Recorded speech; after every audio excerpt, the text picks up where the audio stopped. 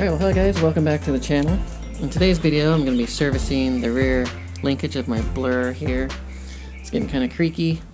That's I think primarily because Santa Cruz didn't put any sort of shield in here or anything, so any junk or debris from the tire gets shot into the bearings there and kind of gets all gummed up and nasty. And yes, I have my road tires on right now because I've been towing the bike trailer around recently.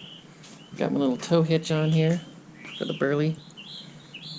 But what I need to do is take the rear linkage apart. It's making kind of a creaky sound.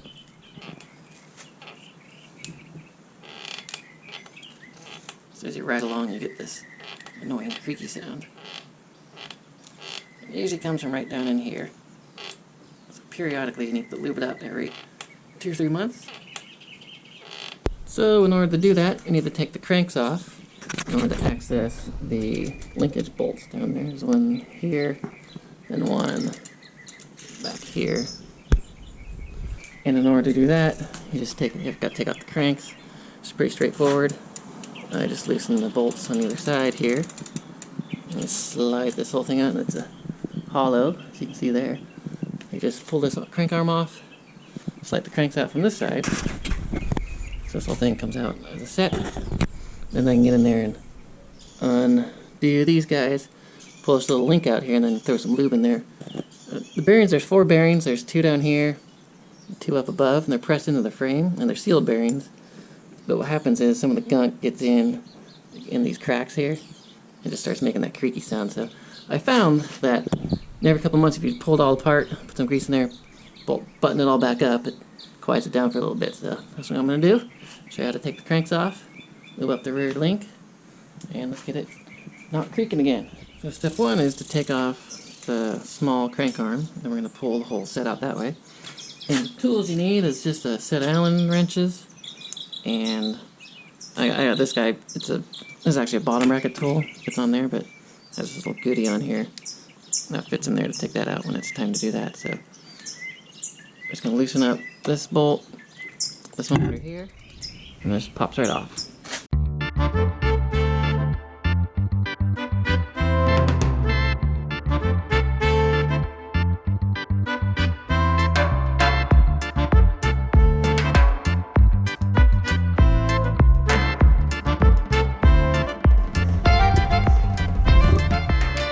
That's pretty easy. Now you just slide this guy off. There's your left crank arm. And then on the opposite side, now, on this side all you gotta do is slide out your crank. There you go. It's easy as that to get your cranks out. 2 bolts, slides right out. It's actually pretty light too. I got this XTR, so it better be. So while you're in here, it's a good time to clean up all the gunk builds up in this area. You can see, look at all that. So clean all that up. This is a sealed unit as well. Bottom bracket, so I don't really have to worry about it not spinning, but it just gets some dirt out and makes it not creak around. Get that chain out of the way.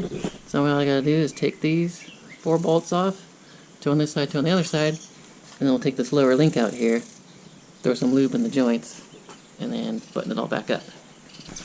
Here's a view from the other side. This is if you want to take out your bottom bracket, you would loosen these ones up with the tool. There's different types, of course, and this is an older one, but the tool fits on there like that, and you loosen and tighten. This one actually tighten that way because it's left-hand thread. So anyway, so 2 bolts on this side, 2 bolts on the other side. We'll take off this lower link.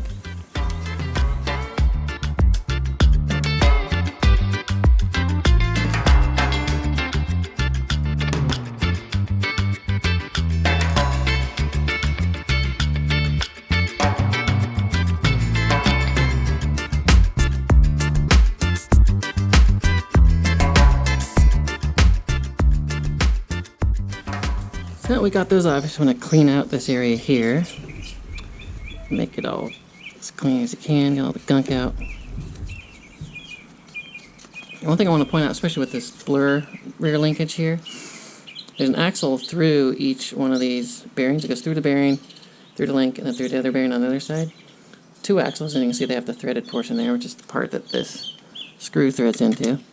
So that axle needs to rotate with the inner race of the bearing. When I first took this apart a long time ago, I found that the inner bearing was not moving and the axle was rotating within it and it was scoring the axle, and that A was causing a lot of noise, and B was causing the axle to wear out. It was scoring it and wearing it out. So what I did when I put it back together last time was I put some retaining compound in here, and you kind of see it right there, that yellowish stuff. So now the axle is retained to the link itself and the inner races of the bearing. So when the suspension compresses, the axle itself rotates with the bearing, so the bearing is doing its job. And I'll try and show that real quick. If you look closely, you can see that the axle is actually rotating with the inner race of the bearing, which is what you want to happen. Otherwise, the axle rotates in the bearing and it wears out your axle. It makes a lot of creaky, squeaky noises. So if you do have ever taken apart your rear axle or your rear linkage, make sure you put it back in with some retaining compound, or at least ensure that the axle is rotating with the bearing, not in it. So now I realize I'm not going to be able to get those axles out too easily because they're retained in there. So what I'm going to do is just clean it out. I'll squirt some lube in there, and these joints back here, grease up this area, and it should quiet it up. So let's go ahead and clean it out. Get some grease and lube in there. I'll put it back together, see how it sounds. Guess I've already put the other caps on the other side. I'm just going to throw some grease in here, put these back on, and we'll put the crank back in.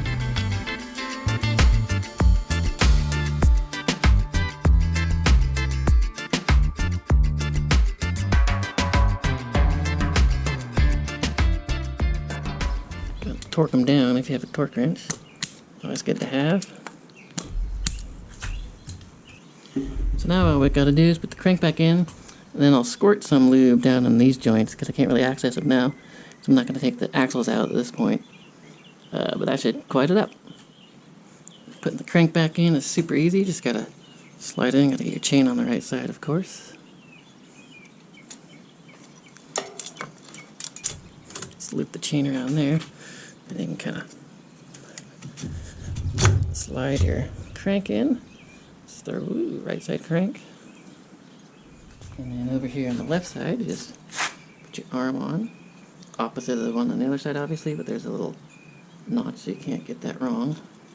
Can only go on one way. So pop that in. And you use the little cap. This pulls it down to get it snug against the bearing surface. You don't want to tighten this one down too much. You tighten this one down, squeeze it to hold it on. This just moves over, kind of like a headset. Same sort of principle.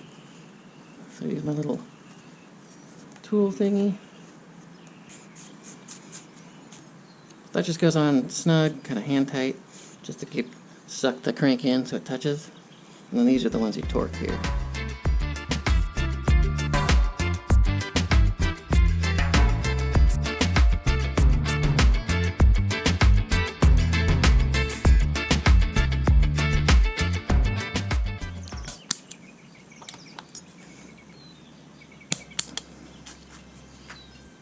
So that's that. Now we just gotta put the chain back on the other side. It's pretty easy. It's easier to go backwards.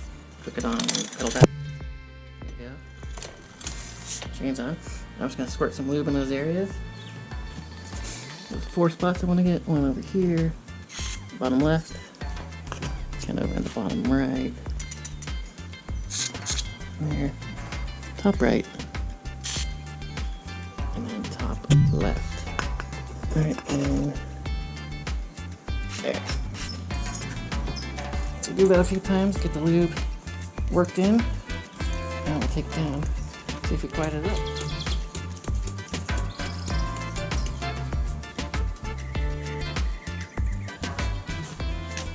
So put some air back in the shock to make it more realistic, so let's see how it sounds. Yep, squeaky gone. No more squeaky creaky.